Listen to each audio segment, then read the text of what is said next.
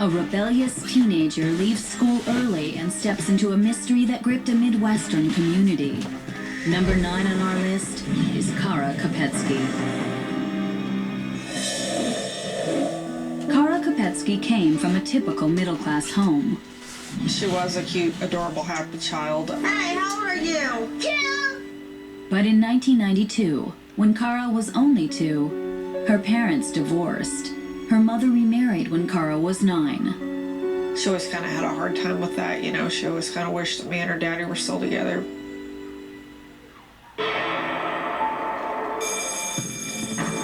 As a teen, Kara developed a rebellious streak. She also developed in other ways. Kara was a beautiful girl, you know, had a nice body. So, of course, the boys did start to come around, start to flock around her.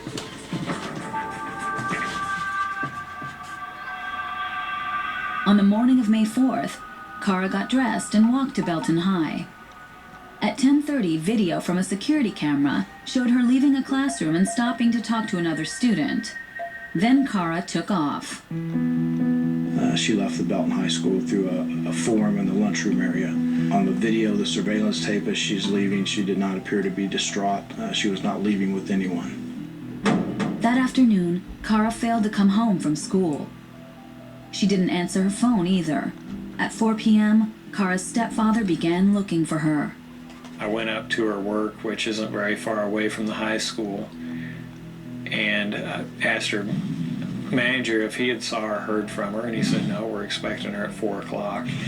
By 5 p.m., with still no sign of Kara, her parents filed a missing persons report. Of course, she started contacting friends and acquaintances and whoever the last people would have been that you know that the person would have seen. Police interviewed nearly everyone in Kara's life and came up with nothing.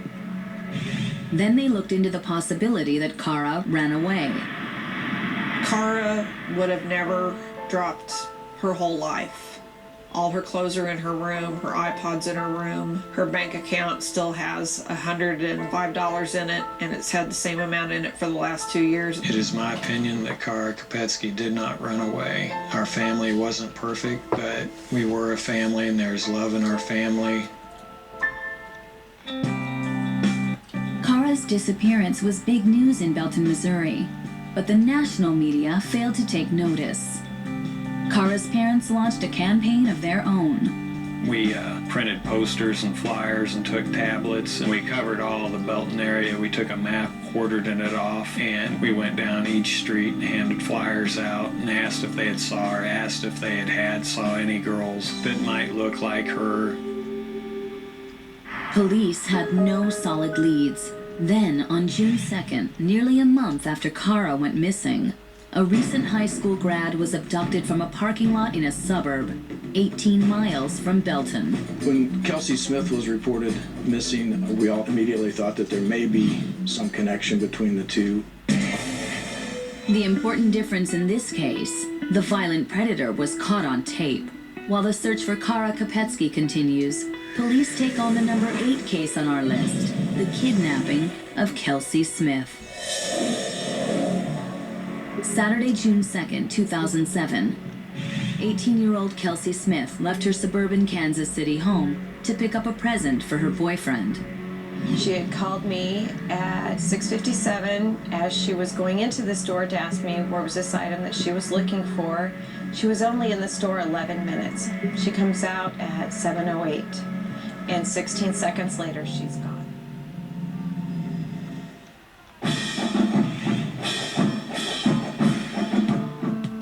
Kelsey Smith was known for being smart and opinionated.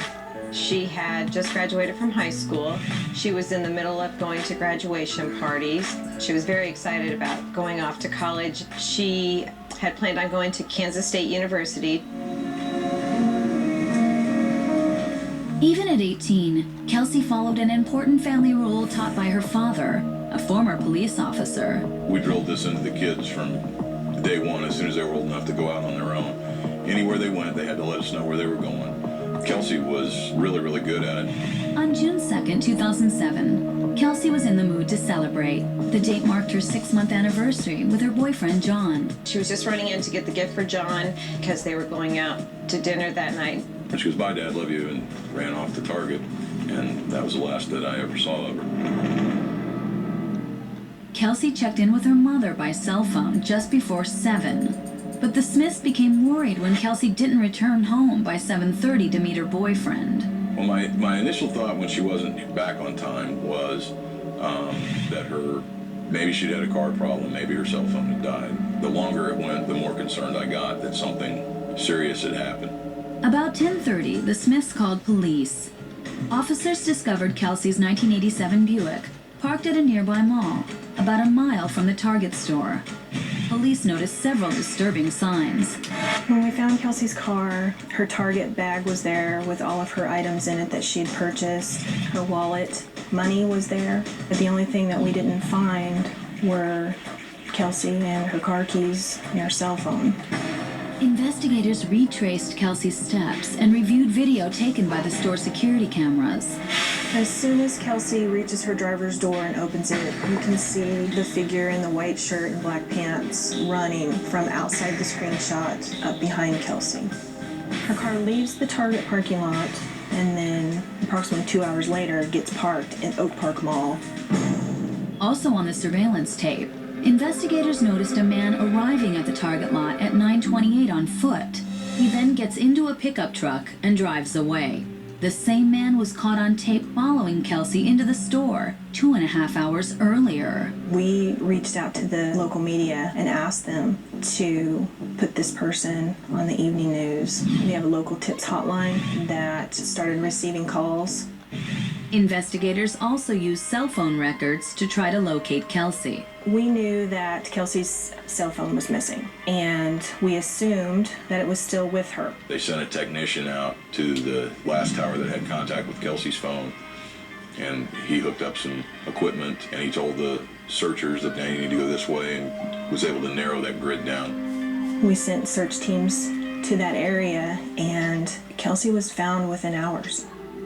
About 20 miles from the Target, from that area from where she vanished. She was nude and she had a belt that was around her neck that was used to kill her. And she had been raped. I just started screaming because it was my Kels. The rescue effort couldn't save Kelsey, but the search continued for her killer. Police received information that identified 26-year-old Edwin Hall as the man in the store surveillance video. While we were looking for Edwin, an attorney called in and said, "That's my client in the video. He's come to me and said that's him." On June 7, 2007, Hall was arrested and charged with the kidnap, rape, and murder of Kelsey Smith. In July of 2008, Edwin Hall pleaded guilty to the charges. As part of his plea deal, prosecutors agreed not to seek the death penalty. Hall was sentenced to life in prison without the possibility of parole. In March of 2009, the Kansas legislature approved Kelsey's Law. The Kelsey Smith Act is a law that mandates now cell phone companies to give law enforcement the information that they need when someone is missing or in danger. Somebody's going to be in a situation like this again where it will save somebody's life. The Smiths also started an organization in Kelsey's name. Well, the Kelsey Smith Foundation was started to perpetuate Kelsey's memory, to help keep youth and young adults safe. I hope she's proud of us for what we're doing in her name. I hope she's up there saying, "Go get him, Mom and Dad."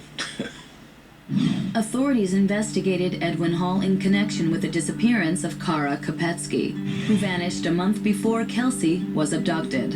We looked extensively to see if there was any link between Kelsey's disappearance and Kara's disappearance.